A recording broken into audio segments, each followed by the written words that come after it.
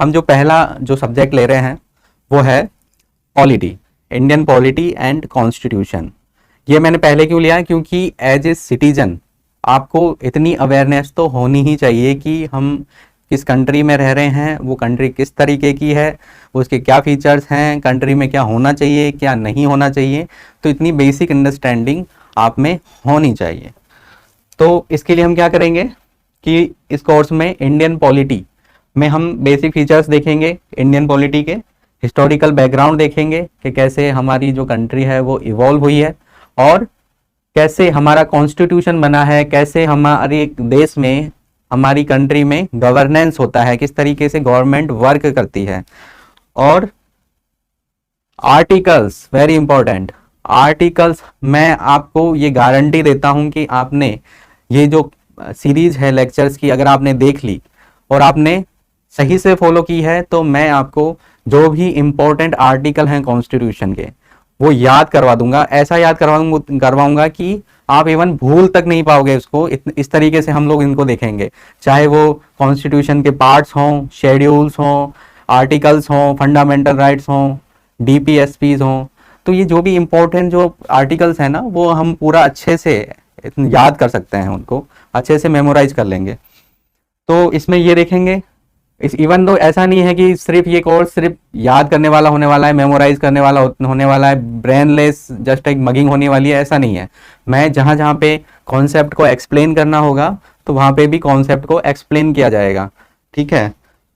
तो understanding of basic concept, function of government, जैसे कि मैंने बताया, वर्किंग ऑफ गवर्नमेंट और डिफरेंट ऑर्गेनाइजेशन कि गवर्नमेंट कैसे काम करती है, गवर्नमेंट के क्या ऑर्गन्स हैं, गवर्नमेंट के फंक्शन क्या हैं, गवर्नमेंट किस तरीके से फॉर्म होती है और वो किन ऑर्गेनाइजेशंस का सहारा लेके कंट्री में गवर्नेंस को कंट्रोल करती है।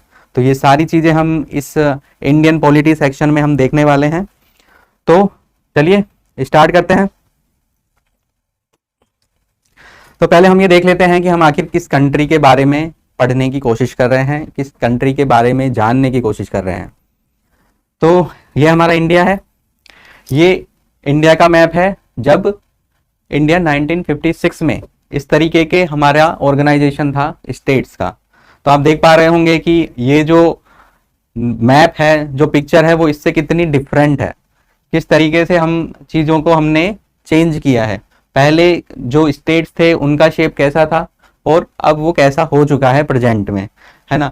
आप ये नोटिस कर पा रहे होंगे कि पहले कम थी स्टेट्स और अब ज़्यादा हो गई हैं। हालांकि एरिया है जो बाय एंड लार्ज सेम है, लेकिन ये थोड़ा बहुत बढ़ा भी है, घट तो सकता भी नहीं है क्योंकि हमारा अखंड भारत है तो वो टूट तो सकता ही नहीं है। तो इसमें आप देखेंगे कि ये जैसे एक एग्जाम्पल लूँ तो ये बॉम्बे है, बॉम्बे प्रोविंस जो यहाँ से यहाँ तक था वो फिर यहाँ पे क्या इनसे इसमें से क्या निकल गए, गुजरात, महाराष्ट्र और कुछ पार्ट कर्नाटक बन गया, ठीक है। तो इस तरीके से चीज़ें हमने चेंज करी है और हमने क्या ऐड कर लिया है कि पहले यहाँ पर गोवा नहीं था, क्योंकि 1956 में गोवा नहीं था हमारे पास में, वो 1987 में गोवा भी इंक्लूड करके यहाँ पे गोवा आपको दिख रहा होगा। तो इस तरीके से हमारी जो कंट्री है हमें ये पता होना चाहिए हम किस देश में रह रहे हैं, किस तरीके की उसकी ज्योग्राफी है, कितनी उसकी टेरिटरी है, क्योंकि फ्यूचर में वही टेरिटरी हमारे को प्रोटेक्ट भी करनी है। तो ये हम बाद में आएंगे इस पे कि किस तरीके से स्टेट्स हैं वो आज़ादी के बाद में किस तरीके से थे और उसके बाद में इवॉल्व होते हुए कैसे प्रेजेंट टाइम में पहुंचे और उसका क्या प्रोसीजर रहा। तो थोड़ा बेसिक अंडरस्टैंडिंग, बेसिक हम नॉलेज देख लेते हैं। मैं आशा करता हूं कि आपको इतना नॉलेज होगा कि जो हमारी जो कंट्री है उसका नाम क्या है, इंडिया नहीं है, ऑफिशियल नेम है हमारा रिपब्लिक ऑफ इंडिया, और इसका और क्या नाम है, भारत गणराज्य, है ना। तो what do you mean by Republic, what do you mean by Bharat, what do you mean by India. तो जो भारत है हमारा एंशियंट नेम है, उसमें हम लोगों ने कॉन्स्टिट्यूएंट असेंबली ने ये अडॉप्ट किया था ये नेम। और रिपब्लिक है ये, रिपब्लिक का क्या मतलब होता है, रिपब्लिक का मतलब होता है कि जो यहाँ का हेड है, जो यहाँ का जो सारा सर्वे सर्वा है, जो गवर्नमेंट का हेड है, जो स्टेट का हेड है, जो कंट्री का हेड है, वो कोई मोनार्क नहीं है, वो इलेक्टेड है। जो इस कंट्री में लोग रह रहे हैं उन्होंने उन्हें उसको इलेक्ट किया है। तो ये मतलब होता है रिपब्लिक का। जब हेड है जो इलेक्टेड होता है, हेड, तो इसको हम लोग रिपब्लिक बोलते हैं। हिंदी में और अच्छे से आप समझ सकते हैं गणराज्य, कि लोगों, गण मतलब लोग और राज्य मतलब लोगों का राज्य। यहाँ पे लोगों के थ्रू राज्य हो रहा है। तो जो हेड है वो क्या है ना, लोगों का रिप्रेजेंटेटिव है। इसका और दूसरा फॉर्म क्या होता है, जैसे कुछ कंट्रीज में होती है मोनार्की। मोनार्की, मोनार्की क्या चीज होती है? मोनार्की जैसे हमारी कंट्री में मेडिवल टाइम में थी, जिस तरीके से जो राजा का बेटा होता था वो राजा बनता था, उसके बाद में इस तरीके से सक्सेशन चलता था ब्लड लाइन का, या फिर जो भी उनको वो नॉमिनेट करता था, लेकिन उसको कोई लोग इलेक्ट नहीं करते थे। तो इसको वो बोलते हैं मोनार्की, राजशाही। अगर हिंदी में हम देखें तो राजशाही। तो जो हमारी कंट्री है उसने उन्होंने ये अडॉप्ट किया है लोगों ने कि हमारी जो कंट्री होगी वो रिपब्लिक होगी, है ना। तो ये रिपब्लिक इतना बड़ा फीचर है कि उससे काफी चीजें हैं जो चेंज हो जाती हैं। क्योंकि मोनार्की में क्या होता था, क्या परेशानी थी? मोनार्की में ये होता था कि जो राजा होता था अपने मूड के अनुसार, अपने दिमाग के अनुसार, जो भी है अपने मन से कुछ भी चीजें करता था वो, मतलब किसी को आंसर देने के लिए लायबल नहीं था वो, उसको कोई किसी को उन्हें समझाने की जरूरत नहीं है।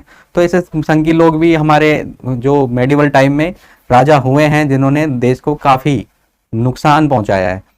तो हम ये देख लेंगे। तो रिपब्लिक आपको समझ में आ गया। तो हमारा जो कंट्री है, मोनार्की का अगर एग्जांपल देखें तो जैसे कि यूके हो गया, ये अभी भी मोनार्की में है। वहां पे जो क्वीन है, जो प्रिंस हैं, वो है जो उनके हेड हैं। लेकिन हमने तो देखा है कि जो यूके है वो डेमोक्रेसी है ना। तो ये कैसे हो रहा है फिर? डेमोक्रेसी और रिपब्लिक में एक अंतर है। रिपब्लिक का मतलब है कॉन्स्टिट्यूशनल हेड, जो कि जो स्टेट का हेड है वो इलेक्टेड हो, ठीक है। ज्यादातर चांसेस ये होते हैं कि जो रिपब्लिक होता है वो डेमोक्रेसी होता है, पर ऐसा भी हो सकता है कि जो डेमोक्रेसी है वो रिपब्लिक ना भी हो। कैसे? कि कॉन्स्टिट्यूशनल हेड या फिर जो बोलते हैं कि नॉमिनल हेड है वो अगर मोनार्क है भी, लेकिन जो रियल जो गवर्नमेंट चल रही है वो अगर लोगों से इलेक्टेड है तो फिर वो डेमोक्रेसी है। तो जो यूके का अगर हम एग्जांपल लें तो वहाँ पे जो पार्लियामेंट के लोग हैं, जो वहाँ पे डिसीजन मेकर्स हैं, वो लोगों के द्वारा ही इलेक्ट होते हैं। इस वजह से वो मोनार्की डेमोक्रेसी है, ठीक है। और हमारे पास में कैसी डेमोक्रेसी है? हमारे पास में रिपब्लिकन डेमोक्रेसी है। तो जैसे हम लोग अगला ही पॉइंट हम लोग देखेंगे कि कंट्री टाइप कैसा है हमारा, डेमोक्रेटिक रिपब्लिक। यानी कि यहाँ पे कॉन्स्टिट्यूशनल हेड या फिर स्टेट हेड वो भी इलेक्टेड है, और जो बाकी जो लोग हैं, जो बाकी काम करने वाले हैं, वो भी क्या है? इलेक्टेड हैं। लोगों ने उनको इलेक्ट किया है, लोगों ने उनको निर्वाचित किया है। तो इस तरीके से हमारी जो कंट्री है वो डेमोक्रेटिक रिपब्लिक है। और इसके क्या फीचर्स हैं? इसके फीचर हैं सोवरेन है, सोशलिस्ट है और सेकुलर है। सोवरेन, सोशलिस्ट और सेकुलर, ये कैसे हमको पता कैसे चल रहा है कि हमारी कंट्री ऐसी है? ये हमें ऐसे पता चल रहा है कि हमारा जो कॉन्स्टिट्यूशन है, हम देखेंगे आगे कि कॉन्स्टिट्यूशन क्या चीज होती है और वो किस काम आता है। लेकिन इससे पहले ये देख लेते हैं कि कॉन्स्टिट्यूशन में जो लिखा है उसके अकॉर्डिंग प्रियम्बल में ये मेंशन है कि हमारी कंट्री किस तरीके की होगी। प्रियम्बल क्या चीज है? प्रियम्बल एक तरीके का इंट्रोडक्शन है कॉन्स्टिट्यूशन का। तो इस तरीके से हमें ये पता चला है कि हमारी जो कंट्री होगी वो डेमोक्रेटिक रिपब्लिक होगी, और सॉवरेन होगी, सोशलिस्ट होगी और सेक्युलर होगी। अब सॉवरेन का क्या मतलब हुआ? सॉवरेन का मतलब हुआ कि आप जो डिसीजन लेते हैं, जो आप काम करते हैं, वो आप किसी के दबाव में नहीं करते हैं, आप फ्री हैं, आप पर कोई दूसरा राज नहीं कर रहा है। ये होता है सॉवरेन। तो ऑब्वियस ही बात है कि कोई भी कंट्री अगर इंडिपेंडेंट है, अगर कोई भी कंट्री है जो अपना काम खुद से कर रही है, तो वो सॉवरेन है। क्योंकि अगर वो सॉवरेन नहीं होगी तो वो कोई किसी के अंडर में काम कर रही होगी। तो सॉवरेन होना तो कंपलसरी है किसी भी कंट्री के लिए, ठीक है। लेकिन बहुत सारी कंट्रीज हैं जिसमें ऐसा नहीं है, जैसे कि कनाडा, जैसे कि ऑस्ट्रेलिया। ये क्या करते हैं कि ये वैसे तो वर्किंग इनकी है जो इंडिपेंडेंट है, लेकिन जो ये अपना जो हेड मानते हैं, जो अपना स्टेट का हेड मानते हैं, वो उसी को मानते हैं जो यूके का हेड है, यानी कि जो यूके की क्वीन है या फिर यूके का किंग है या जो भी मोनार्क है वहां पे यूके में, इंग्लैंड में, तो वहां पे उसको वो अपना हेड मानते हैं। ठीक है, तो इस वजह से वो भी क्या है ना कि रिपब्लिक, आपने नहीं देखा होगा कि ऐसा बोल रहे हो Republic of Australia, Republic of Canada, ऐसा नहीं होता है। तो हमारा क्या कंट्री क्या है, सॉवरेन है। ये कैसा है, सोशलिस्ट है। सोशलिस्ट का क्या मतलब हुआ, सोशलिस्ट का मतलब हुआ कि हम जो एलिनेटेड लोग हैं, जो शोषित लोग हैं, जो कमजोर वर्ग है, उसको भी साथ लेकर चलते हैं, उसको भी हम लोग क्या करते हैं कि जस्टिस देते हैं उसको हम लोग, है ना। ऐसा नहीं कि उनका शोषण हो रहा है, लोग है बाकी लोग है जो उनके रिसोर्स को छीन रहे हैं, ऐसा नहीं है। सोशलिस्ट का मतलब हुआ कि इस कंट्री के जितने रिसोर्सेज हैं वो सबका उन पर अधिकार है ना। सारे सिटीजन इस मामले में इक्वल हैं, को गवर्नमेंट है जो किसी के साथ में भेदभाव नहीं करती है, इसका मतलब हो गया सोशलिस्ट। और सेक्युलर का क्या मतलब है, सेक्युलर का मतलब है कि जो हमारे देश में कोई भी पर्सन जो रिलीजन, जो फेथ, जो भी फॉलो करना चाहे वो कर सकता है, उसको कोई प्रतिबंध नहीं है। और वो जो फेथ जो फॉलो करेगा, जो मानेगा, उसके मानने की वजह से उसका कोई नुकसान नहीं होने वाला है, उसको कोई परेशानी नहीं होने वाली है। वो आराम से अपना जो भी धर्म है, जो भी फेथ है, उसको फॉलो कर सकता है। तो ये होता है सेकुलर। तो हमारी कंट्री में आपने देखा होगा हर तरीके के लोग रहते हैं। हमारी कंट्री में इतनी ज़्यादा डाइवर्सिटी है कि यहाँ पर हर तरीके के भाषा बोलने वाले लोग रहते हैं, यहाँ पे हर तरीके के धर्म वाले लोग रहते हैं, यहाँ पे हर तरीके के कल्चर को फॉलो करने वाले लोग रहते हैं। तो इस वजह से हमारी कंट्री के लिए बहुत ज़रूरी है कि ये सेक्युलर हो। अदरवाइज क्या होगा कि जो हमारी कंट्री की जो डाइवर्सिटी है वो हम लोग मैनेज नहीं कर पाएंगे अगर हम लोग सेकुलर नहीं हुए तो ये कंट्री टाइप हो गया। गवर्नमेंट टाइप देखते हैं, गवर्नमेंट टाइप कैसी है हमारी, गवर्नमेंट टाइप है हमारी पार्लियामेंट्री सिस्टम है। पार्लियामेंट्री सिस्टम क्या चीज होती है, अभी हम लोगों ने देखा कि हमारी नई पार्लियामेंट का इनॉग्रेशन हुआ था। तो पार्लियामेंट क्या चीज होती है और पार्लियामेंट्री सिस्टम क्या होता है, पार्लियामेंट क्या चीज होती है उसको हम लोग, अभी मैं एक जस्ट आइडिया दे रहा हूँ, टेक्निकल कॉन्सेप्ट हम लोग देखेंगे कि पार्लियामेंट में कौन कौन से ऑर्गन होते हैं। तो पार्लियामेंट क्या है, जैसे कि एक प्लेस है जहां पर कि लॉ मेकर्स हैं, वो आपस में इकट्ठा होते हैं, डिस्कशन करते हैं और देश के लिए कानून बनाते हैं। लॉ फॉर्मेशन की जो बॉडी है वो पार्लियामेंट से ही इसे एसोसिएटेड है और उसमें और भी लोग होते हैं, वो हम देखेंगे। तो पार्लियामेंट्री सिस्टम में क्या होता है कि लोग आपस में डिस्कस करते हैं, ठीक है, बात करते हैं, वाद विवाद करते हैं, डिबेट करते हैं और ऐसा लॉ बनाते हैं कि जो कंट्री के लिए यूजफुल हो। तो पार्लियामेंट्री सिस्टम में डिस्कशन होता है, हाउसेज होते हैं। अगर हम लोग टेक्निकल इसका वो देखें, एक स्ट्रक्चर देखें, तो पार्लियामेंट यूनियन की होती है, सेंटर की होती है, सेंट्रल गवर्नमेंट की होती है। पार्लियामेंट में जो हाउसेज होते हैं वो लोअर हाउस होते हैं जिसे लोकसभा बोलते हैं, अपर हाउस होता है जिसको राज्यसभा बोलते हैं, और इन जो हाउसेज में जो बिल पास होते हैं उनको अप्रूव करने के लिए प्रेसिडेंट होता है। तो इस तरीके से पार्लियामेंट है, उसके तीन है जो ऑर्गन्स हो गए, अपर हाउस, लोअर हाउस और प्रेसिडेंट। तो पार्लियामेंट्री सिस्टम हमने अडॉप्ट किया है क्योंकि हम लोग क्या करना चाह रहे हैं कि सबके पॉइंट ऑफ व्यूज लेना चाह रहे हैं, डिबेट करना चाह रहे हैं, इस वजह से हमने पार्लियामेंट्री सिस्टम लिया है। इंडिया की कैपिटल देख लीजिए क्या है, न्यू दिल्ली है, ये तो किसी भी बच्चे को भी पता होगा।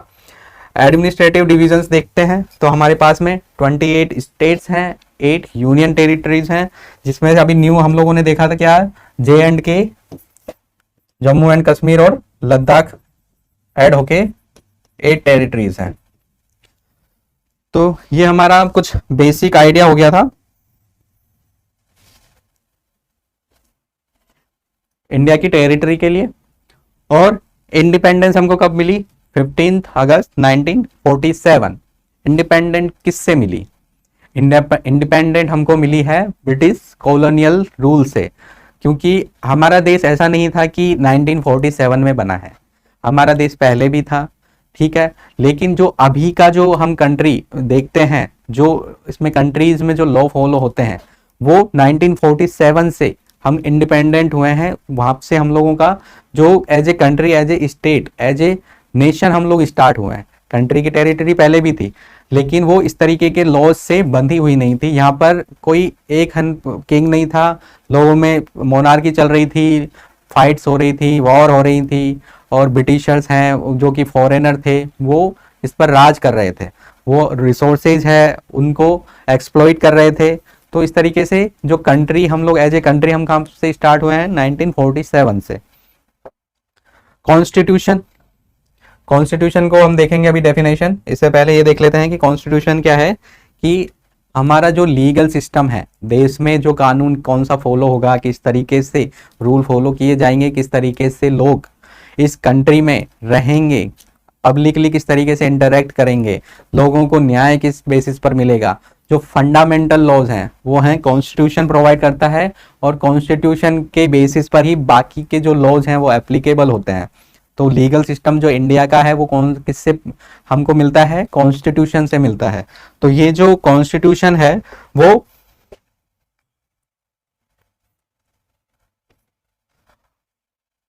अडॉप्ट किया गया 26 नवंबर 1949 में, और ये केम इनटू फोर्स 26 जनवरी 1950 में। तो आपको ये ध्यान रखना है कि वर्ड कौन सा यूज में लिया जा रहा है, कि अगर केम इनटू फोर्स है, अगर हम लोग कहेंगे कि ऑफिशियली अनाउंस्ड कब हुआ, कब ये है जो रियली हमारे कंट्री का एक पर्टिकुलर जो वो एनफोर्समेंट में कब आया वो कॉन्स्टिट्यूशन, उसकी डेट है 26 जनवरी 1950। इसलिए हम इस दिन को क्या मनाते हैं, रिपब्लिक डे की तरह मनाते हैं, ठीक है। जबकि अडॉप्ट कब कर लिया गया था, ये 26 नवंबर को ही अडॉप्ट कर लिया गया था। कुछ कॉन्स्टिट्यूशन के प्रोविजन 26 नवंबर से ही एप्लीकेबल हो गए थे। तो ये पता कैसे चलता है कि जो कॉन्स्टिट्यूशन है वो अडॉप्ट इनेक्ट कब हुआ, इस डेट को हुआ था, ये हमको प्रियम्बल में मेंशन है, ठीक है। हम लोग कोई भी चीज अपने जो भी नॉलेज है उसका कुछ बेसिस होना चाहिए, कि हाँ यहाँ पर ये लिखा है, इस वजह से हम कह रहे हैं कि ये चीज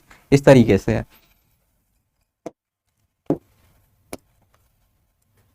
तो ये हमारा इंडिया का थोड़ा इंट्रोडक्शन है। अब हम थोड़े से इसके ऑर्गन के बारे में देख लेते हैं, क्योंकि मैंने बोला था कि मैं गवर्नमेंट के जो ऑर्गन्स हैं उसके बारे में भी बताऊंगा, पार्लियामेंट के बारे में बताऊंगा।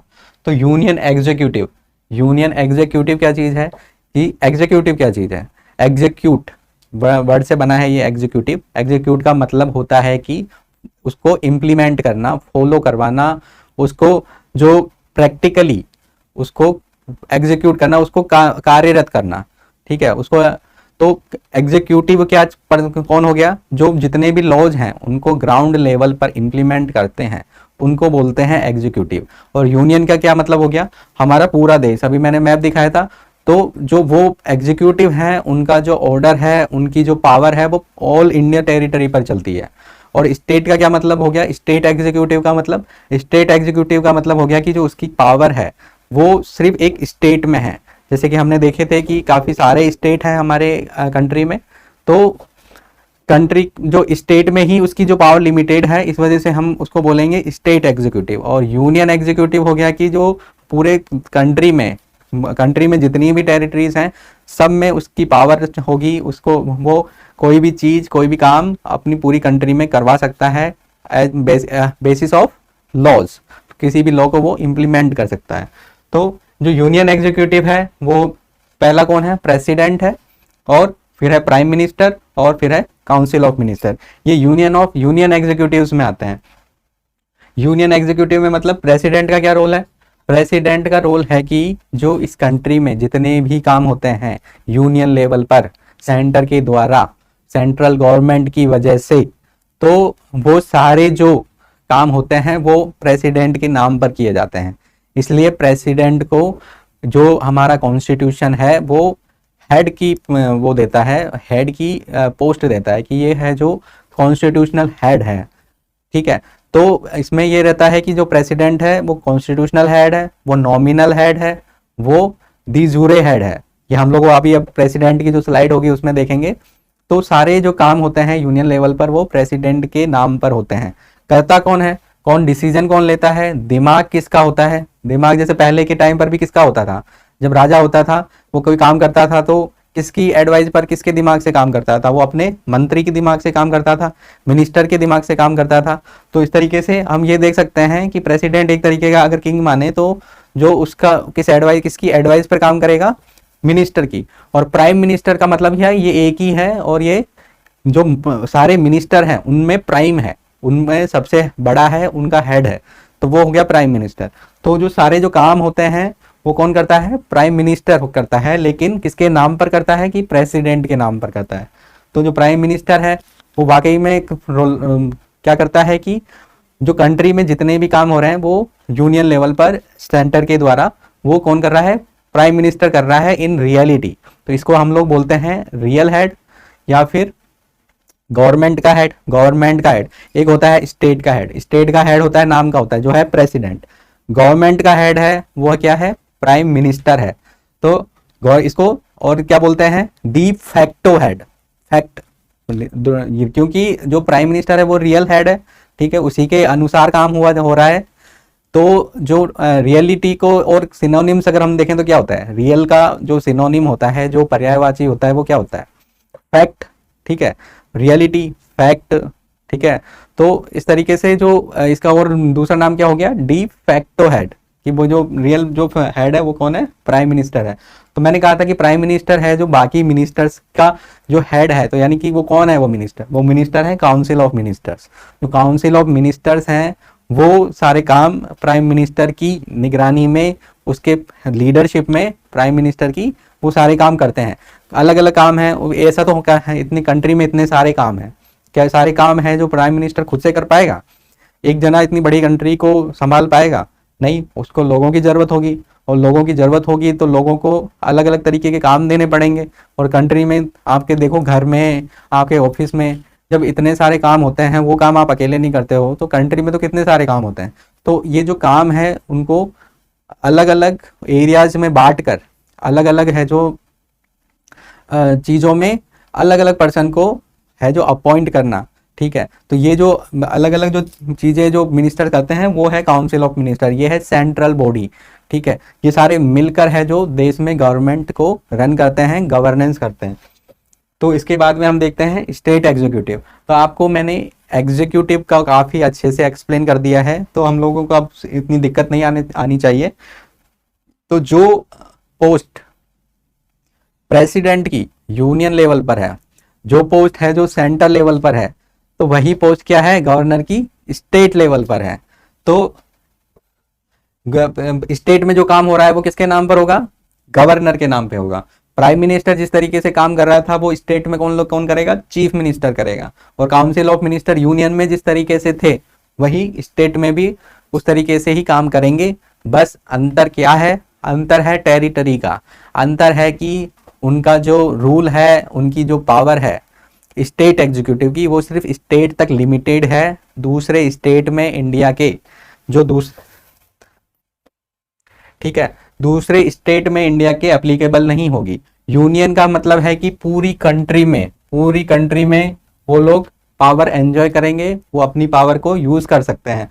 पर अगर एमपी स्टेट का चीफ मिनिस्टर है मध्य प्रदेश का, तो वो उसकी पावर बस इसी एरिया तक लिमिटेड है। वो यूं नहीं है कि उत्तर प्रदेश में, बिहार में कहीं पे जाके वो अपनी पावर यूज कर सकता है या फिर कोई काम कर सकता है, नहीं कर सकता है।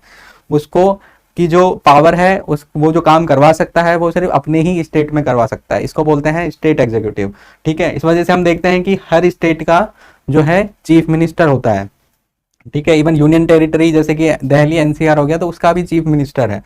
तो जो चीफ मिनिस्टर का जो एरिया होता है वो होता है लिमिटेड, सिर्फ स्टेट लेवल तक रहता है।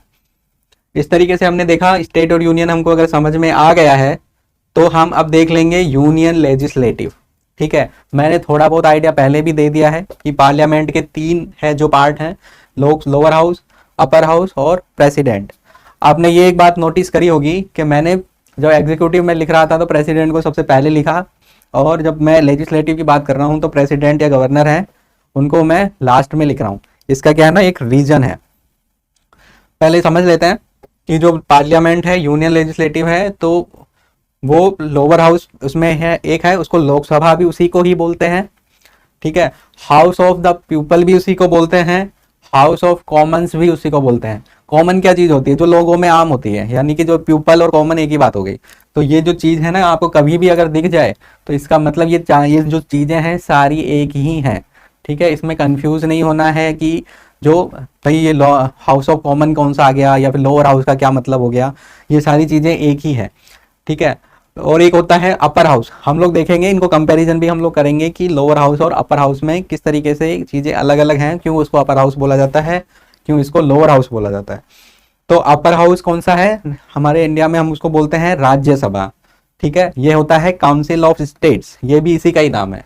और हाउस ऑफ लॉर्ड्स है, ये जो टर्मिनोलॉजी है वो है यूके की। ठीक है, यूके की टर्मिनोलॉजी पर हम इतना ज्यादा क्यों वो कर रहे हैं फोकस? यूके की टर्मिनोलॉजी पर फोकस इसलिए कर रहे हैं क्योंकि एक तो जो इंडिया है वो ब्रिटिश के राज में था, उनकी कॉलोनी था। तो यहाँ पर जो लॉज हैं, जो इवन जो भी कॉन्स्टिट्यूशन में हैं आर्टिकल्स हैं, वो काफ़ी हद तक उनसे प्रभावित हैं।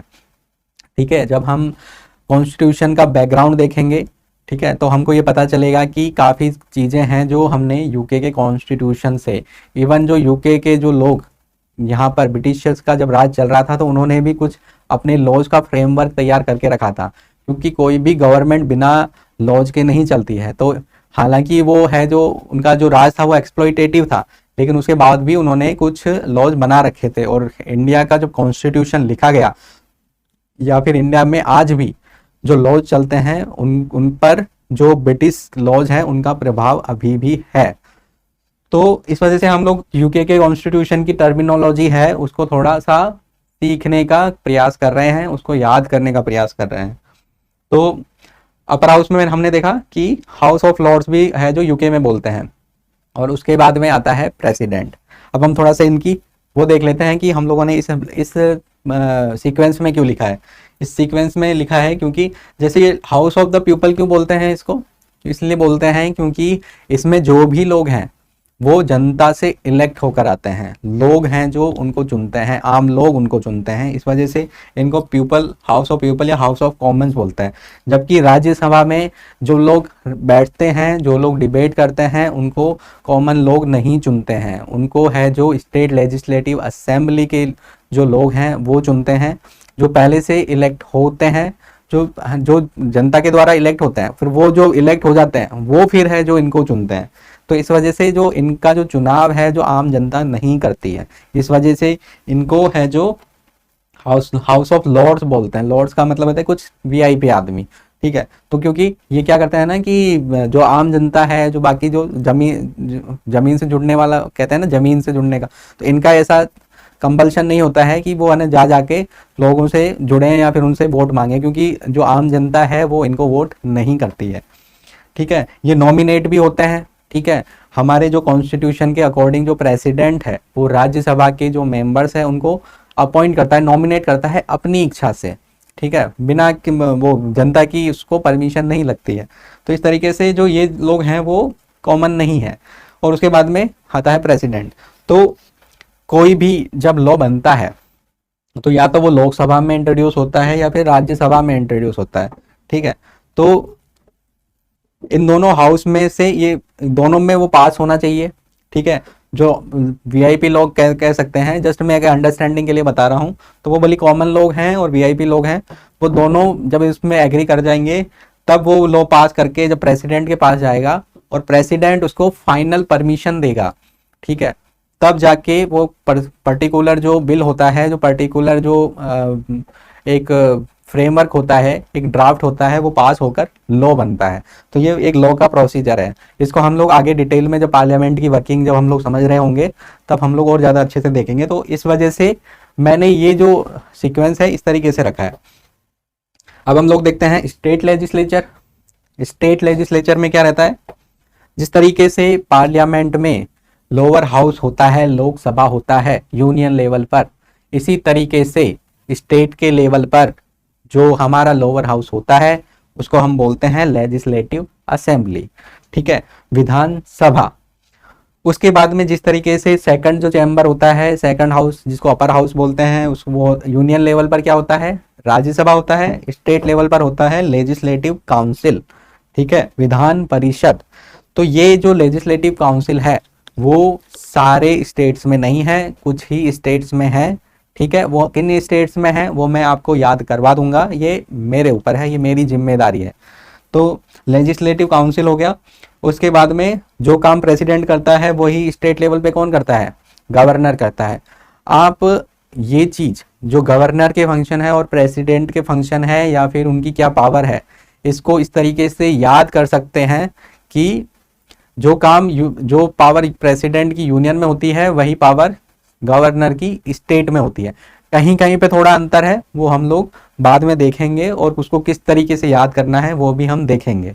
पर फिलहाल हम लोग ये याद कर सकते हैं कि ज़्यादातर केस में प्रेसिडेंट और गवर्नर के जो चीज़ें हैं, उनकी पोस्ट है, पावर है, वो एक जैसी है। एक है मैं नहीं कह रहा हूँ, एक जैसी है। ठीक है, उसके बाद में आ गया, देखते हैं हम लोग जुडिशरी। जुडिशरी का क्या मतलब होता है, जुडिशियल जस्टिस। तो जो जुडिशरी होती है वो भी क्या करती है कि गवर्नमेंट का एक पर्टिकुलर जो वर्क है उसको एग्जीक्यूट करती है और उसका नाम है न्याय देना, जस्टिस प्रोवाइड करना। तो जो हमारा कॉन्स्टिट्यूशन है उसमें एक पर्टिकुलर अलग से गवर्नमेंट का एक ऑर्गन बनाया गया है जिसको बोलते हैं जुडिशरी। ठीक है, तो इनको ना, ये ना तो लॉ बनाते हैं ना ही लॉ को इम्प्लीमेंट करते हैं। तो फिर ये करते क्या है, ये करते हैं कि जो लॉ बन चुका है, जो उसको इम्प्लीमेंट हो रहा है वो सही से हुआ है या नहीं, और अगर कुछ गलत हुआ है तो फिर इनका रोल स्टार्ट होता है। अगर लॉ को ब्रेक किया गया है तो जुडिशरी का रोल है वो स्टार्ट होता है तब। तो सबसे पहले लॉ आया जो लेजिस्लेटिव लाई थी, उसके बाद में एग्जीक्यूटिव ने उस लॉ को इम्प्लीमेंट किया, और अगर किसी ने वो लॉ तोड़ा तब जाके जुडिशरी जो तीसरा ऑर्गन है उसने फिर उसको पनिश किया या फिर जो भी करेक्टिव मेजर्स लिए जाने चाहिए वो उसने लिए। तो इस तरीके से जो गवर्नमेंट है उसके हम लोगों ने बातों ही बातों में हम 3 ऑर्गन देख लिए हैं, लेजिस्लेटिव, एग्जीक्यूटिव और जुडिशरी। तो जुडिशरी में जिस तरीके से हमने लेजिस्लेटिव और एग्जीक्यूटिव में यूनियन लेवल और स्टेट लेवल देखा है, इसी तरीके से जुडिशरी में भी जो है लेवल्स हैं। जो सेंटर लेवल है उसको हम बोलते हैं सुप्रीम कोर्ट, ये एपेक्स बॉडी है। तो क्या होगा, इसका क्या सिग्निफिकेंस है कि ये सेंटर लेवल पे है। जैसे कि हमने प्रेसिडेंट में देखा था, ठीक है, जिस तरीके से हमने पार्लियामेंट में देखा था कि इनका क्या सिग्निफिकेंस था यूनियन होने का। इनका सिग्निफिकेंस था कि जो इनकी पावर है वो पूरी यूनियन में, पूरे इंडिया की टेरिटरी पर एप्लीकेबल होगी। तो इसी तरीके से जो सुप्रीम कोर्ट का डिसीजन है, जो सुप्रीम कोर्ट जो न्याय प्रोवाइड करेगा वो पूरे टेरिटरी में, इंडिया की पूरी टेरिटरी में एप्लीकेबल होगा। ठीक है, इसी तरीके से हम देखते हैं कि हाई कोर्ट्स, तो सुप्रीम कोर्ट है जो कंट्री में कितने होंगे, कितनी कंट्री है हमारे पास में, हमारे पास में एक ही कंट्री है इंडिया। ठीक है, तो सुप्रीम कोर्ट भी कितने होंगे, एक ही होगा। प्रेसिडेंट कितने होंगे कंट्री में, एक ही होगा। ठीक है, क्योंकि ऑब्वियस सी बात है यूनियन में है तो एक ही पर्सन, एक ही बॉडी होगी। ठीक है, तो सुप्रीम कोर्ट देख लिया, और हाई कोर्ट है। हाई कोर्ट है कंट्री में कितने होंगे, जनरली ये स्टेट में होते हैं। हाई कोर्ट क्या है, स्टेट लेवल पे जो जुडिशियल ऑर्गेनाइजेशन है वो हाई कोर्ट है। ठीक है, तो जो इस हाई कोर्ट जनरली हर स्टेट में एक होने का प्रोविज़न है, पर ऐसा भी है कि कहीं कहीं पर हाई कोर्ट नहीं है, तो वो कुछ है जो दो स्टेट मिलकर एक हाई कोर्ट है, उसका जुडिडिक्शन उन पर एप्लीकेबल होता है, या फिर यूनियन टेरिटरीज हैं तो उसमें भी कॉमन है जो हाई कोर्ट हो सकता है।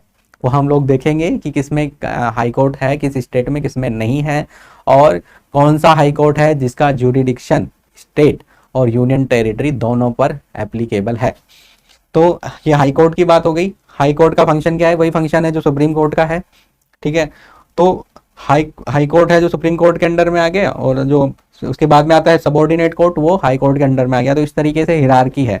इसलिए हमारी कंट्री में हम ये बोलते हैं कि जो जुडिशरी है वो कैसी है, इंटीग्रेटेड है। इंटीग्रेटेड इन द सेंस कि जो डिस्ट्रिक्ट लेवल पर जो जुडिशरी है वो स्टेट लेवल की जुडिशरी के अंडर आती है, और जो स्टेट लेवल की जुडिशरी है वो यूनियन लेवल या सेंटर लेवल की जुडिशरी के अंडर आती है। सेंटर लेवल की जो जुडिशरी है वो हाई कोर्ट के थ्रू हर कोर्ट को कंट्री के उसको कंट्रोल कर सकती है, उसमें जो भी रूल्स एप्लीकेबल हैं, जो अप्लाई करने हैं, कुछ भी चेंजेस लाने हैं, तो वो उस तरीके से ला सकती है। कि जो जितने भी कोर्ट्स हैं वो सारे सुप्रीम कोर्ट जो एपेक्स बॉडी है उसके अंडर में काम करते हैं। इसका मतलब ये मतलब हुआ इंटीग्रेटेड जुडिशरी का। तो ये इस तरीके से हमने एक जनरल नॉलेज देख लिया है अपनी कंट्री के बारे में। ठीक है, जो भी मैंने चीज़ें एक्सप्लेन करी हैं, ठीक है, जो भी चीज़ें हमने डिस्कस करी हैं, वो कुछ जो चीज़ें हैं वो मैंने प्रॉपर तरीके से मेंशन कर दी हैं। और हम लोग थोड़ा सा जो भी कुछ पॉइंट्स रह गए हैं वो और हम लोग देख लेते हैं। जैसे कि आपको दिख रहा होगा कि ये मैंने प्रियम्बल का मेंशन किया है, यहाँ पर फोटो है जो, ठीक है। हम लोग ये भी अच्छे से मेमोराइज करेंगे कि किस तरीके से निमोनिक्स के थ्रू इसको या फिर पिक्चर्स के थ्रू कैसे प्रियम्बल हम लोग याद कर सकते हैं, वो हम लोग आगे देखेंगे। सो अभी हम देखते हैं कि क्या कौन कौन से और पॉइंट हैं। जैसे कि Republic of India A union of state is a sovereign socialist secular democratic Republic with A parliamentary system of government, ये हमने अच्छे से समझ लिया है। ठीक है, इसके अलग है, अगला पॉइंट है कि the Republic is govern in terms of the constitution which was adopted bye constituent assembly on November 26, 1949 and came into force on January 26, 1950। ये भी हम लोगों ने डिस्कस कर लिया है, ये डेट्स है जो कहाँ से निकल कर आई हैं। ठीक है, और कॉन्स्टिट्यूएंट असेंबली क्या होती है? कॉन्स्टिट्यूएंट असेंबली है कि जो कॉन्स्टिट्यूशन हमारा जो हम देखते हैं, जो हमारे देश पर अभी एप्लीकेबल है, जो जिसके अकॉर्डिंग हमारा देश चल रहा है, वो ऐसा तो है नहीं कि आसमान से आया है। ठीक है, कुछ लोगों ने बनाया है उसको। ठीक है, तो वो जो लोग थे जिन्होंने उसे बनाया, उन लोगों की जो असेंबली है उसको बोलते हैं कॉन्स्टिट्यूएंट असेंबली। ठीक है, तो जो कॉन्स्टिट्यूशन की जो फ्रेमवर्क को प्रिपेयर करने वाली मेकर्स की जो असेंबली है वो है constituent assembly. The constitution which envisaged parliamentary form of government is federal in structure with unitary features. ये जो हमारा जो कॉन्स्टिट्यूशन है वो किस तरीके से है कि हमने पार्लियामेंट्री फॉर्म जो अपने को अडॉप्ट किया है। ठीक है, ये हमने देख लिया है कि पार्लियामेंट्री फॉर्म क्या होता है। तो और फेडरल स्ट्रक्चर है वो हम लोग और अभी डिटेल में जब देखेंगे इस चैप्टर को तो हम लोग डिस्कस करेंगे। आगे हम लोगों ने प्रेसिडेंट के बारे में डिस्कस कर लिया है। ये मैंने एक लिस्ट बनाई है प्रेसिडेंट की, ये भी है जब हम लोग प्रेसिडेंट का फुल फ्लैश चैप्टर देखेंगे तब हम लोग इनको याद करेंगे कि कैसे इनको याद कर सकते हैं। ठीक है, अभी ये जो लेक्चर है उसमें मैं एक जस्ट एक बेसिक है जो इंट्रोडक्शन दे रहा हूँ। इन चैप्टर को डिटेल में हम लोग देखेंगे और ये भी देखेंगे कि उनको किस तरीके से याद करें। ठीक है, तो अभी प्रेजेंट जो प्रेसिडेंट हैं वो महामहिम द्रौपदी मुर्मू जी हैं। और ये जो प्रेसिडेंट है हम लोगों ने डिस्कस कर लिया है कि हेड ऑफ एग्जीक्यूटिव होता है, क्योंकि हेड ऑफ एग्जीक्यूटिव क्योंकि उसी के नाम से ही जो एग्जीक्यूशन होता है। ठीक है, कि भले हम इन कंट्री में कोई भी लॉ अप्लाई करना हो तो वो क्या बोलते हैं हम लोग कि प्रेसिडेंट के ऑर्डर से। ठीक है, ये हम लोग डिस्कस कर चुके हैं। प्रेसिडेंट होता है वो नॉमिनल हेड है, कॉन्स्टिट्यूशनल हेड है, डिजूरे हेड है। ये तीनों जो वर्ड हैं वो एक ही हैं। ठीक है, जो तीनों का मतलब है एक ही है, तो कुछ भी है तो आपको कंफ्यूज नहीं होना है। आगे देखते हैं प्राइम मिनिस्टर का। ठीक है, प्राइम मिनिस्टर जैसे हमारा आर्टिकल 1774(1) है। ये आर्टिकल्स अगर हम लोग पहले आपको शायद अगर ना समझ आए तो हम पहले कॉन्स्टिट्यूशन का डेफिनेशन और वो देख लेते हैं। जो कॉन्स्टिट्यूशन है वो फंडामेंटल जो फाउंडेशनल लॉज है वो प्रोवाइड करता है, एक फ्रेमवर्क तैयार करता है, और जो गवर्नमेंट किस तरीके से कंट्री में काम करेगी उसकी जो क्या बोलते हैं ब्लूप्रिंट जैसे होती है ना, कि ब्लूप्रिंट है वो है कॉन्स्टिट्यूशन। जो बेसिक जो चीज प्रोवाइड करेगा कि ये एक स्ट्रक्चर प्रोवाइड करेगा। ब्लूप्रिंट का क्या मतलब है? स्ट्रक्चर, कि जो गवर्नमेंट होगी उस कॉन्स्टिट्यूशन को के आधार पर, उसके जो फाउंडेशनल लॉज हैं उनके आधार पर अलग से या तो लॉज बनाएगी, उनको एग्जीक्यूट करेगी, वर्क करेगी। ये सारी चीजें एक ही है। तो गवर्नेंस आ गया, गवर्नमेंट आ गया। ठीक है, तो ये कंट्री इज बेस्ड। ठीक है, और जो कंट्री है वो कॉन्स्टिट्यूशन के आधार पर ही बेस्ड है। ठीक है, जैसे कि मैंने लेक्चर के शुरू में ही कहा था कि जो कंट्री है, ऐसा नहीं कि हमारी कंट्री है जो 1947 में बनी है। ठीक है, ये पहले से ही हमारे पास में थी, ये कंट्री एग्जिस्ट करती थी, लेकिन 1947 के बाद में ये एक पॉलिटिकल स्टेट बना है। ठीक है, हमारे कॉन्स्टिट्यूशन के आधार पर ये हम लोग कह सकते हैं कि जो 1947 से हम कॉन्स्टिट्यूशन के में ये मेंशन है कि हम लोग तब से एक एज ए स्टेट, एक पॉलिटिकल एंटिटी हम लोग स्टार्ट हुए हैं।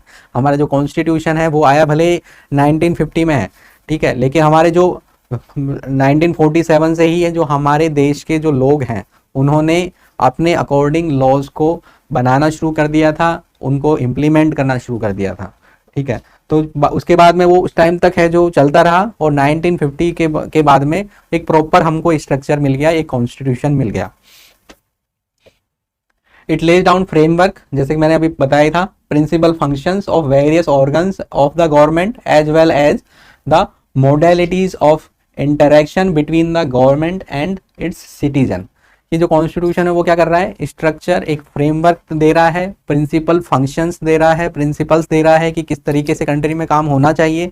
ये गवर्नमेंट को भी कंट्रोल कर रहा है, ये गवर्नमेंट को बता रहा है कि आपको किस तरीके से काम करना है, आपको जनता से किस तरीके से इंटरेक्ट करना है, आपको गवर्नमेंट के जो दूसरे जो ऑर्गन्स हैं उनको आपस में किस तरीके से काम करना है। तो ये सारी चीज़ें हैं जो कॉन्स्टिट्यूशन में लिखी हुई हैं। With the exception of United Kingdom, almost all democratic country possess a written constitution. Written constitution का क्या मतलब है कि जैसे कि मैंने कहा कि 1947 से ही हमारे पास में एक कॉन्स्टिट्यूशन था, लेकिन वो रिटर्न फॉर्म में नहीं था। उसमें जो लोग थे वो अपने अकॉर्डिंग एक, जो 1947 से 1950 के बीच में जो लोग थे वो लॉज अप्लीकेबल हो रहे थे, जो हमारे जो एग्जीक्यूटिव थे, जो हमारे लेजिस्लेटिव थे, वो काम कर रहे थे। ठीक है, पर 1950 के बाद में हमारा एक प्रॉपर फ्रेमवर्क तैयार हो गया, हमारा पूरा प्रॉपर है जो फ्रेमवर्क है जो अडॉप्ट कर लिया गया कॉन्स्टिट्यूशन के नाम से। ठीक है, तो जो कॉन्स्टिट्यूशन रिटन होना कोई ज़रूरी नहीं है, वो बिना रिटन के भी अप्लीकेबल होता है, जैसे कि यूके में है। ठीक है, ये कॉन्स्टिट्यूशन को आप किस तरीके से देख सकते हैं कि ये कंपाइलेशन ऑफ लॉज है। ये जो कौन किस चीज पर्सन को, किस बॉडी को, किस ऑर्गन को किस तरीके से काम करना है, वो किस प्रिंसिपल्स पे काम करना है, कंट्री इसी के बेसिस पर चलेगी, ये होता है constitution. India also possesses an elaborate written constitution which was enacted by Constituent Assembly specially set up for the purpose। ठीक है, ये हम लोग डिस्कस कर चुके हैं कि कॉन्स्टिट्यूएंट असेंबली का मेन काम क्या था, जो क्या उन्होंने, क्यों उनको बनाया गया था कॉन्स्टिट्यूएंट असेंबली को कॉन्स्टिट्यूशन बनाने के लिए, और उसके बाद में उन्होंने ही फिर वो अडॉप्ट किया। तो हम देखेंगे कि जो कॉन्स्टिट्यूशन है वो किसने अडॉप्ट किया है। ठीक है, ये हम लोग जब प्रेम्बल देखेंगे तब देखेंगे कि जो अडॉप्ट किया है कॉन्स्टिट्यूशन वो हमने, पीपल ऑफ इंडिया ने किया है। ठीक है, क्योंकि हमारी जो कंट्री है उसमें जो राज चल रहा है वो लोगों का चल रहा है, क्योंकि ये है रिपब्लिक ऑफ इंडिया, गणराज्य है ये। तो इस वजह से जो यहाँ पे जो गवर्नमेंट है, जो पावर जो मिल रही है वो पीपल ऑफ इंडिया, जो लोग इंडिया में जितने भी लोग रह रहे हैं, सिटीजन्स जो हैं, उनके से ही वो पावर आ रही है। तो कॉन्स्टिट्यूशन भी है जो लोग, इंडिया के जो लोग हैं, जो पीपल ऑफ इंडिया है, उन्होंने ही एनेक्ट किया है, उन्होंने ही अडॉप्ट किया है। तो कॉन्स्टिट्यूशन क्या हो गया, fountain source of legal system हो गया, क्योंकि सारे लॉज हैं वो कॉन्स्टिट्यूशन में लिखे हुए हैं, जो नहीं लिखे हुए हैं वो कॉन्स्टिट्यूशन लॉ के आधार पर ही बने हुए हैं। ठीक है, जैसे कि इंडिया में सीआरपीसी, आईपीसी जैसे इस तरीके के जो लॉज हैं, या फिर जो सिविल लॉज हैं, ठीक है, वो तो सारे तो कॉन्स्टिट्यूशन में लिख नहीं सकते हैं, पर जो वो लॉज जो बने हैं, या फिर जो लॉ, उन लॉज की जो एप्लीकेबिलिटी है वो कॉन्स्टिट्यूशन के आधार पर ही है, कॉन्स्टिट्यूशन के अकॉर्डिंग ही है। ऐसा नहीं है कॉन्स्टिट्यूशन कुछ अलग डायरेक्शन में बात कर रहा है और जो लॉज हैं वो कुछ अलग डायरेक्शन में जा रहे हैं, ऐसा नहीं है। सारे हैं जो एक दूसरे से सिंक्रोनस हैं, एक दूसरे से को सप्लीमेंट करते हैं, एक दूसरे को का सपोर्ट करते हैं। ठीक है, एक दूसरे को कैंसल, वो कॉन्ट्राडिक्ट नहीं करते हैं। ठीक है, अगर कॉन्ट्राडिक्ट करते भी हैं, ये हम लोग आगे देखेंगे कि अगर कोई लॉ कॉन्स्टिट्यूशन से कॉन्ट्राडिक्ट करता है तो वो इनवैलिड हो जाता है, जुडिशरी उसको है जो हटा देती है। ठीक है, ये हम लोग आगे देखेंगे। ओवर प्रेजेंट कॉन्स्टिट्यूशन क्या है, the first constitution of India framed and given to themselves by the people of India was adopted by the constituent assembly of 26 November 1949। It came into full operation with effect from 26 January 1950। ये हम लोग discuss कर चुके हैं। The Constitution as originally adopted had 22 parts, 395 articles and 8 schedules. Its present text is as amended from time to time. ये जो constitution है हमारा जो अडॉप्ट हुआ था, जो स्टार्टिंग में था, तो उसमें कितने पार्ट्स थे? 22 पार्ट्स थे और 8 शेड्यूल थे और 395 आर्टिकल्स थे, जो कि प्रेजेंट में हो चुके हैं 25 पार्ट्स, 470 आर्टिकल्स अप्रोक्स हैं, या अभी भी चेंज हो रहे हैं, 12 शेड्यूल्स हो गए हैं, ठीक है। लेकिन जो ऐसा नहीं है कि हम लोगों ने कुछ चीज़ें ऐड करी हैं या फिर जो उनका नंबर है वो बढ़ गया है, नंबर नहीं बढ़ा है। जो स्टार्टिंग में 395 आर्टिकल्स थे, आज भी 395 आर्टिकल्स ही हैं, लेकिन ठीक है, ऐसा नहीं देखेंगे कि अकॉर्डिंग टू आर्टिकल 400, ऐसा कोई आर्टिकल नहीं है कॉन्स्टिट्यूशन में। लेकिन क्या है कि फिर हम लोग क्यों बोल रहे हैं कि 470 अप्रॉक्स आर्टिकल्स हो चुके हैं, कि जो हमने जब बाद में ऐड किए हैं आर्टिकल ना, तो वो हम लोगों ने उनको कोई नंबर नहीं दिया है, उनको अलग से कोई नंबर अलॉट नहीं हुआ है। जो पहले जो आर्टिकल्स थे उन्हीं में ही हम लोगों ने जो सब आर्टिकल्स बना के उनको इंसर्ट किया है, ठीक है। जैसे आप होता है ना कि कुछ जो चीज़ें होती हैं जो बीच में आपको इंसर्ट करनी है, आपको अगर होमवर्क करना है, कुछ और पॉइंट ऐड करना है, तो आप छोटा सा लिख के और उसके अंदर ही उसी में ही उसी पेज में ही लिखने की कोशिश करते हैं।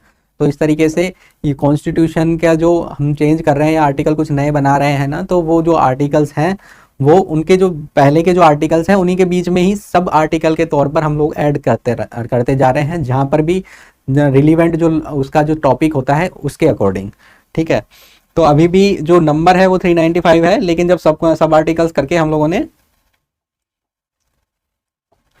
उसको देखें तो कितना 470 बना दिया है।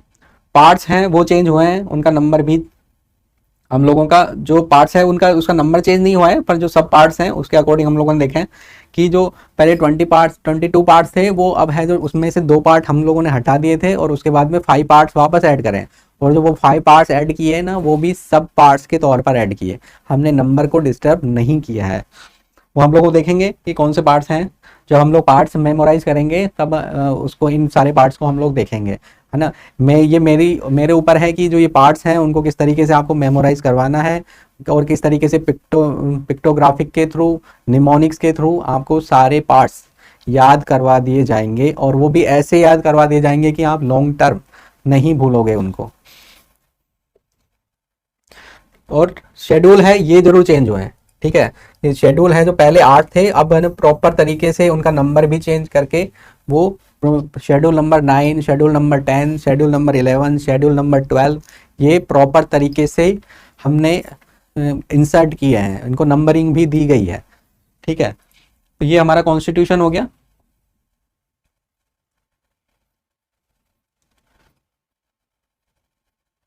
कुछ चीजें हैं अब हम और देख लेते हैं, जैसे कि हम लोग डिस्कस क्या कर रहे थे, प्रेसिडेंट हम लोग देख चुके थे और प्राइम मिनिस्टर है जो डिस्कस कर रहे थे।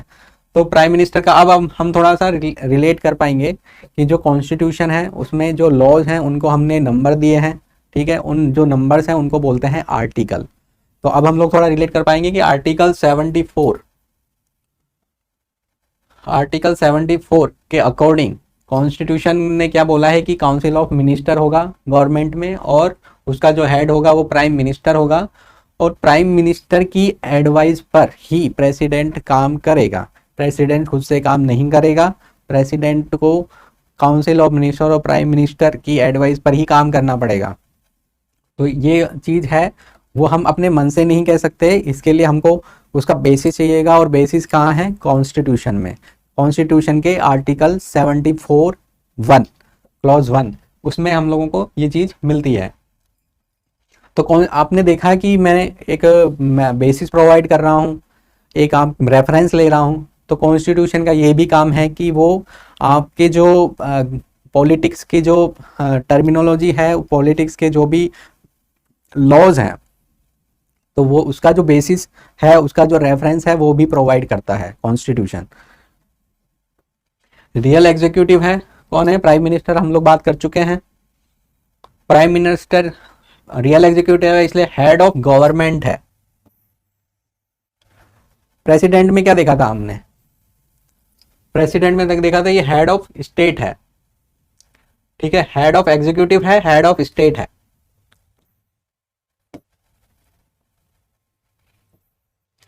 ठीक है, नॉमिनल है, कॉन्स्टिट्यूशनल हेड है। इस तरीके से और इसमें जो प्राइम मिनिस्टर में क्या है, ये रियल हेड है और हेड ऑफ गवर्नमेंट है, गवर्नमेंट। ठीक है, तो ये चीज़ आपको ध्यान रखनी है, ये चीज़ पूछी भी जाती है एग्जाम्स में भी, और आपको जनरली भी ये चीज़ पता होनी चाहिए। हमने ये डिस्कस कर लिया, रियल हेड है, डी फैक्टो हेड है, ठीक है, ये हम लोगों ने डिस्कस कर लिया है।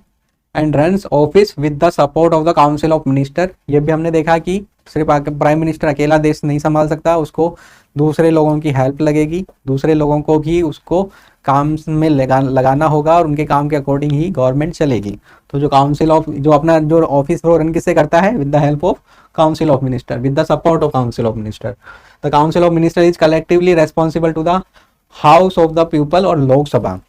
ये एक इम्पोर्टेंट फीचर है पार्लियामेंट्री फॉर्म ऑफ गवर्नमेंट का, ठीक है, कि पार्लियामेंट्री फॉर्म ऑफ गवर्नमेंट क्या करता है कि जो एग्जीक्यूटिव है, काउंसिल ऑफ मिनिस्टर है, उनको रेस्ट्रिक्ट करता है, क्योंकि ये कलेक्टिवली रेस्पॉन्सिबल होते हैं लोकसभा के।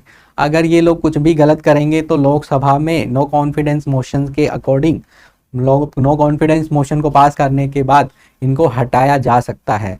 इसलिए ये एक इम्पॉर्टेंट फीचर है पार्लियामेंट्री डेमोक्रेसी का, ताकि ये चेक किया जा सके कि गवर्नमेंट एग्जीक्यूटिव अपनी मनमानी तो नहीं कर रहे हैं, कुछ गलत कार्य तो नहीं कर रहे हैं जिससे देश का नुकसान हो, या फिर कोई ऐसा कार्य तो नहीं कर रहे हैं जो कॉन्स्टिट्यूशन के जो बेसिक प्रिंसिपल है उनको वोलेट करता है, उनको फॉलो नहीं कर रहा है, ठीक है, उनके अकॉर्डिंग नहीं है।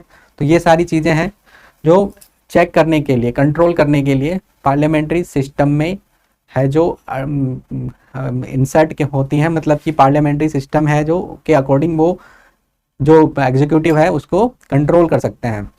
ये पार्लियामेंट्री फॉर्म का फायदा है।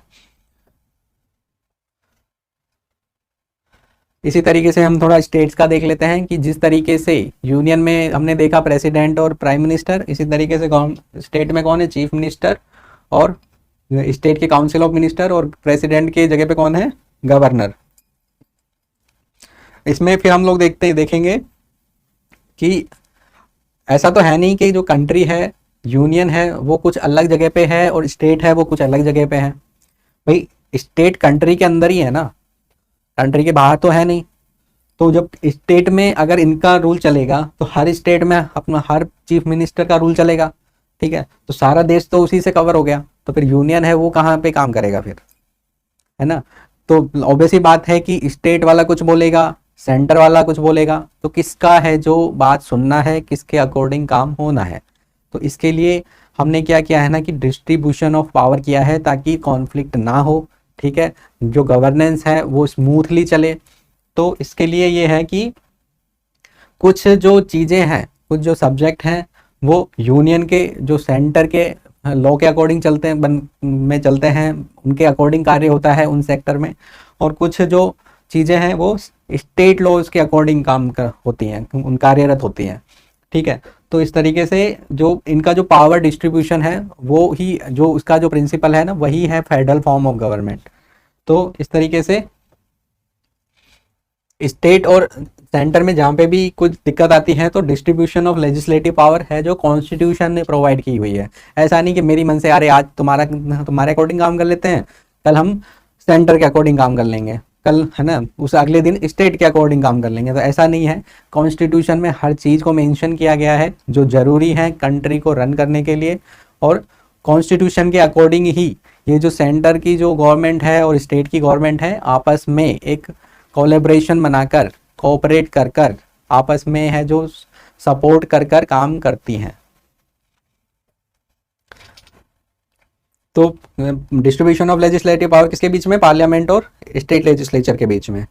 और जो कुछ जो पावर हैं, ऐसा तो है नहीं कि जो कॉन्स्टिट्यूएंट असेंबली थी, जो कॉन्स्टिट्यूशन मेकर्स थे, जो 1950 में कॉन्स्टिट्यूशन अडॉप्ट किया, उसके बाद में आज तक जो आप 2023 है, इतने सालों तक जो कुछ नई चीज़ें नहीं आई हैं, ऐसा तो है नहीं। या फिर वो कुछ एस्ट्रोलॉजर तो थे नहीं कॉन्स्टिट्यूएंट असेंबली में कि वो जान पाते कि फ्यूचर में क्या क्या परेशानी आने वाली है, फ्यूचर में और क्या क्या चीज़ें होने वाली हैं। तो उनको भी पता था कि उनको भी पता था कि कुछ चीज़ें हैं वो अलग आएंगी, नहीं आएंगी, तो उन्हीं को बोला है रेजिड्यूरी पावर। तो जो रेजिड्यूरी पावर है वो जो अब नया कोई चीज़ है, जो नया कोई सब्जेक्ट है, मैटर है जो कोई है, तो उस पर कौन लॉ बनाएगा? तो वो जो रेजुडेटरी पावर है वो सेंटर के पास में दी गई है कॉन्स्टिट्यूशन के अकॉर्डिंग, ठीक है। तो रेजुडेटरी पावर इन पार्लियामेंट, जो सेंटर की जो लॉ मेकिंग बॉडी है पार्लियामेंट, उसमें ये उसको ये पावर दी गई है कि वो है जो रेजुडेटरी पावर को यूज करेगी। The power to amend the constitution also vest in parliament, ठीक है। कॉन्स्टिट्यूशन क्या है? हमने देखा कि कॉन्स्टिट्यूशन है वो पूरे कंट्री पर एप्लीकेबल है, ठीक है। तो कोई एक स्टेट, एक छोटा स्टेट है जो कॉन्स्टिट्यूशन को कैसे चैलेंज कर सकता है, ठीक है। इसके लिए अगर उसको बदलना है तो कौन बदल पाएगा? यूनियन ही बदल पाएगा, क्योंकि उसी का ही जो पावर है पूरी कंट्री में है, ठीक है। तो इस वजह से जो कॉन्स्टिट्यूशन में कुछ भी अमेंड, कुछ भी चेंज करना है तो वो है जो यूनियन ही कर पाएगी, स्टेट के बस की बात नहीं है। इसको हम और अमेंडमेंट का जो चैप्टर है उसमें देखेंगे। तो आई बिलीव कि यहाँ पे आपने काफ़ी सारी चीज़ें सीखी होंगी। अभी हमारा ये बेसिक इंट्रोडक्शन था, तो इसमें बहुत ज़्यादा कुछ मेमोराइज मैंने नहीं करवाया है। जब ये चैप्टर डिटेल में डिस्कस किए जाएंगे तब हम चीज़ों को अच्छे से पिक्चर्स के फॉर्म में याद करेंगे, निमोनिक्स की फॉर्म में उनको किस तरीके से रिटेन करना है लॉन्ग टर्म मेमोरी में, वो हम लोग देखेंगे। और बाकी जो ये जो कॉन्सेप्ट है उनको भी डिटेल में देखेंगे। तो थोड़ा सा हम लोग इसको सम अप कर लेते हैं कि क्या हुआ है, कि हम लोगों ने आज क्या क्या देखा। हमने इंडिया के बारे में देखा, किस तरीके की ये कंट्री है, इसमें किस तरीके के जो प्रिंसिपल्स हैं वो फॉलो किए जाते हैं, किसके बेसिस पर ये कंट्री रन करती है, इसमें जो यूनियन एग्जीक्यूटिव क्या रहती है, लेजिस्लेचर क्या है, जुडिशरी क्या है, स्टेट में किस तरीके से ये तीनों फंक्शन है जो गवर्नमेंट के फॉलो होते हैं, किसके पास में कितनी पावर है, ठीक है। तो ये सारी चीज़ें जो बेसिक अंडरस्टैंडिंग है इंडियन पॉलिटी की वो हमने देखा। और उसके बाद में हम लोग अभी और आगे लेक्चर्स में जुडिशरी के बारे में भी जानेंगे और डिटेल में। और उसके अलावा अगली क्लास में हम कोशिश करेंगे कि पार्ट्स और शेड्यूल, जो 22 पार्ट्स हैं इंडियन कॉन्स्टिट्यूशन के, और शेड्यूल हैं जो 12 शेड्यूल हैं, उनको किस तरीके से याद करें, समझकर उसको ऐसा याद करें कि वो लॉन्ग टर्म मेमोरी में हम लोगों के रिटेन हो जाए, कभी कंफ्यूजन ना हो कि किस पार्ट में क्या है, किस शेड्यूल में क्या है। तो ये सारी चीज़ें हम लोग आगे के लेक्चर्स में देखेंगे। तो मुझे लगता है कि आपको ये जो लेक्चर है यूज़फुल लगेगा, तो और समझ में भी आया होगा जो चीज़ें मैंने एक्सप्लेन करी हैं। So thank you so much for that, और जुड़े रहिए। अगले लेक्चर्स में हम लोग अच्छे से चीज़ों को समझेंगे और याद करने की कोशिश करेंगे। Thank you.